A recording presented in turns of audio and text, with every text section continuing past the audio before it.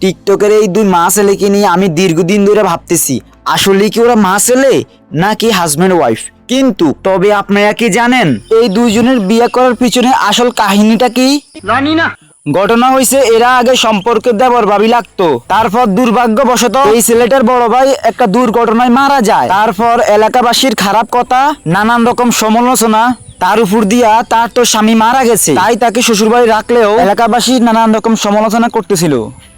দেন তার মা চিন্তা করলো ঘরের মেয়েটাকে ঘরে রাখবে, তার ছোট ছেলের সাথে তার বৌমার আবারও বিয়ে দিবে। দেখেন ভাই, তার মার এই প্রস্তাবে এই পিচ্চি ছেলেটা যে সিদ্ধান্ত নিছে তার ভাবিকে বিয়ে করার, এটা আসলে প্রশংসনীয়। যদিও বয়সে একটা বিশাল পার্থক্য আছে, তবে সেটা ম্যাটার করে না। যাক, তারা বিয়ে করছে, ভালো কাজ করছে, হালাল কাজ করছে, এটা নিয়ে কারো কোনো সমস্যা নাই। যার যার সমস্যা ছিল এদের আজে বাজে টিকটক নিয়ে।